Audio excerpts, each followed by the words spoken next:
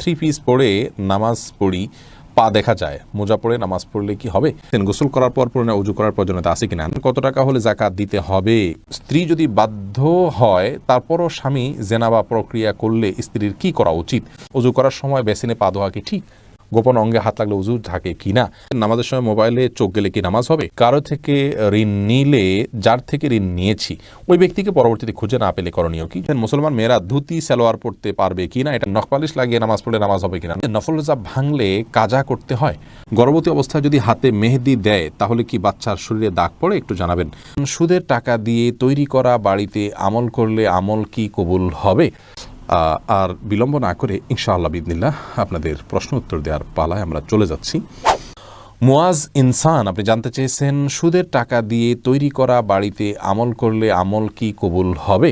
সুদের টাকা দিয়ে তৈরি করা বাড়িতে যদি আমল করেন তাহলে আমল কবুল হবে না, বিষয়টি কিন্তু সেরকম নয়। ধরুন সুদের টাকা দিয়ে আরেকজন বাড়ি করেছে, আপনি সেখানে আমল করেছেন, তো আপনার আমল কবুল হওয়ার সাথে ওইটার কোনো সম্পর্ক নেই।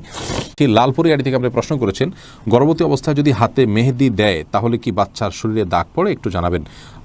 বোন, এটি সম্পূর্ণ কুসংস্কারের জন্য একটি বিশ্বাস। আমাদের দেশে অনেকে এরকমটি মনে করে যে গর্ভবতী অবস্থায় যদি গর্ভবতী অবস্থায় যদি এরকম কোনো কিছু করা হয়, মেহেদি হাত দেওয়া হয়, তাহলে সেক্ষেত্রে বাচ্চার ক্ষতি হয়। এগুলো সম্পূর্ণ ভুয়া কথা, ভিত্তিহীন কথা। এগুলো বিশ্বাস করা ইমানের সাথে সঙ্গতিপূর্ণ নয়, শিরকে আসগার হয়ে যেতে পারে এই ধরনের বিশ্বাস। অতএব এই ধরনের বিশ্বাস আমাদের রাখা উচিত নয়। কোনো রকম ক্ষতি হবে না ইনশাআল্লাহ বিদিনিল্লাহ।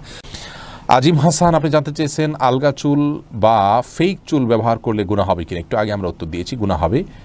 যদি নিজের অবস্থাকে ভিন্ন রূপে মানুষের সামনে প্রকাশ করবার জন্য এই ধরনের প্রতারণা করা হয়, যদি ভিন্ন কারণে সেফটির জন্য বা অন্য কোনো বিশেষ প্রয়োজনের ভিত্তিতে করা হয়, সেটা ভিন্ন কথা। এমনি আমির আপনি জানতে চেয়েছেন, স্ত্রী যদি বাধ্য হয় তারপরও স্বামী জেনাবা প্রক্রিয়া করলে স্ত্রীর কি করা উচিত?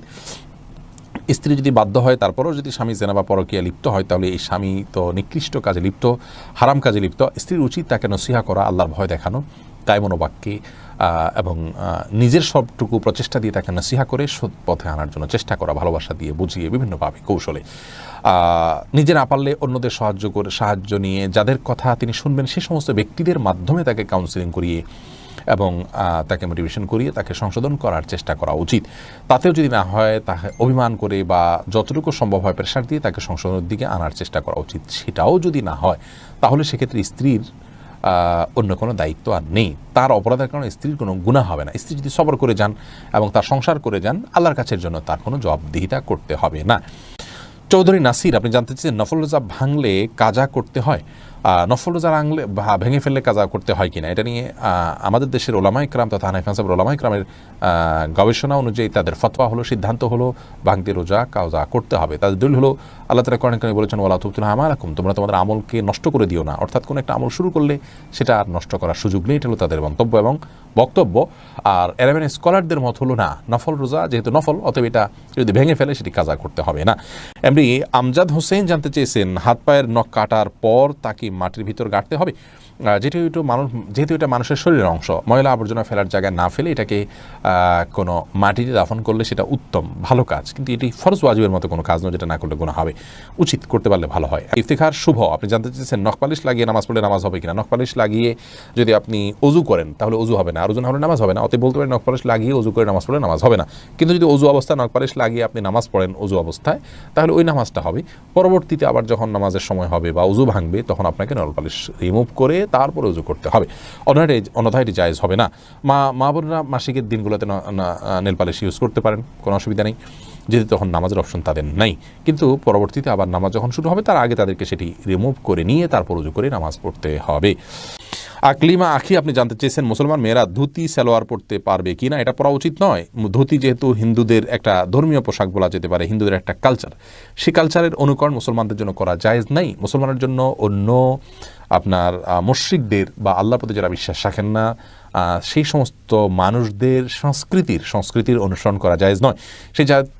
সেই জায়গা থেকে ধুতি সালোয়ারটা যেহেতু অনেকটা ধুতির মতো, আপনার পায়ের দিকে একটু উঠে থাকে ধুতির মতো, এটা একজন মুসলমান নারীর জন্য ব্যবহার করা উচিত না। এটা অমুসলিমদের সাথে সাদৃশ্য গ্রহণ করা। নবী সাল্লাল্লাহু আলাইহি ওয়াসাল্লাম বলেছেন, মান তাশাব্বাহা বিকওমিন ফাহুয়া মিনহুম, যে ব্যক্তি কোনো জাতির সাথে সাদৃশ্য গ্রহণ করছে তাদের অন্তর্ভুক্ত। আবু দাউদের বর্ণিত হাদিসের আলোকে এটি করা উচিত নয়। সালমা বেগম জানতে চেয়েছেন, মহিলাদের ভাঙতি রোজা কি স্বামীর অনুমতি ছাড়া রাখা যাবে? স্বামীর অনুমতি ছাড়া রাখা যাবে না। স্বামী যদি বলো যে হ্যাঁ রাখতে পারে, আর যদি স্বামী বাসায় থাকেন তাহলে সেক্ষেত্রে স্বামীর অনুমতি নিয়ে তারপরে রাখা উচিত। ভাঙতি রোজা যেগুলো এগুলো তো ফরজ রোজা, কিন্তু ওই দিন রাখাটা তো আপনার জন্য ফরজ নয়, অতএব দিনটা নির্দিষ্ট করার ক্ষেত্রে তার সম্মতি নিয়ে করা উচিত।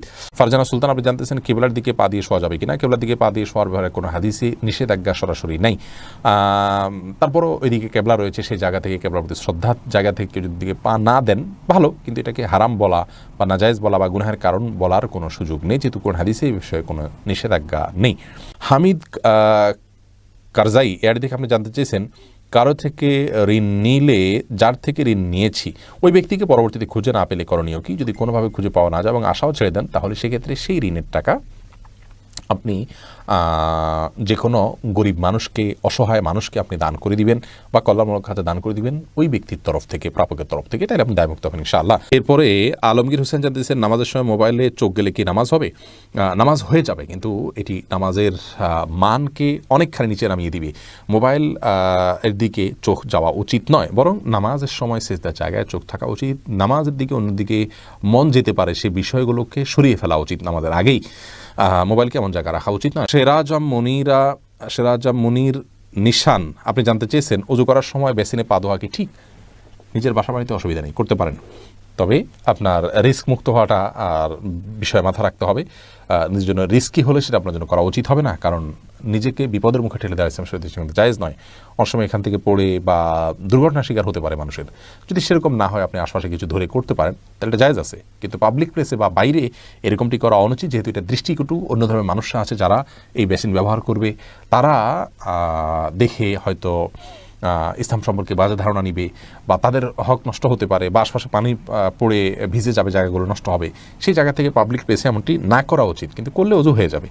মাইনুল ইসলাম জানতেছেন, কত টাকা হলে জাকাত দিতে হবে? কত টাকা হলে জাকাত দিতে হবে সেই টাকার ফিগারটা আমি বলা কঠিন আপনাদেরকে, তবে 85 গ্রাম স্বর্ণ অথবা 595 গ্রাম রূপা, বলা বাহুল্য রূপার ফিগারটা খুব তাড়াতাড়ি ফিল আপ হবে, বিধায় 595 গ্রাম রূপা কেনার মতো টাকা হলেই জাকাত আবশ্যক হবে, যদি সেটা 1 বছর আপনার কাছে থাকে। অতএব আপনার কাছে যে টাকা আছে সেটার দামে 595 গ্রাম রূপার দাম হয় কিনা সেটা আপনি দেখার বিষয়। আজকাল বোধহয় 40 থেকে 50,000 টাকা হলেই সম্ভবত হয়ে যাবে, নিশ্চিত নই, কাছাকাছি হবে ফিগারটা। এটি যদি 1 বছর থাকে জাকাত দিতে হবে। শিখা ইসলাম, আপনি জানতেছেন 3 পিস পরে নামাজ পড়ি, পা দেখা যায়, মোজা পরে নামাজ পড়লে কি হবে? পায়ের পাতা ঢাকতে হবে কিনা মেয়েদের নামাজের জন্য মধ্যে এটা নিয়ে মত পার্থক্য আছে। অনেক ওলামায়ে কেরাম এটাকে শর্ত করেছেন। আমি ব্যক্তিগতভাবে এই মতটা চাইতে, যারা বলেন যে পায়ের পাতা, পাতা বলতে পায়ের পাতার তলের অংশ, এটা ঢাকার শর্ত দিয়ে থাকেন, তাদের মতটাকে আমি সমর্থন করি না।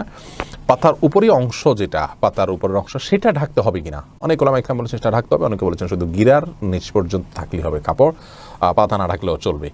তো দুই পক্ষের ওলামায়ে কেরামের দলিল রয়েছে। নিরাপদ হলো এমন কাপড় পরা যে কাপড়টা অনেক বেশি লম্বা হয়, যে পায়ের পাতার উপরের অংশ সহ ঢাকা পড়ে।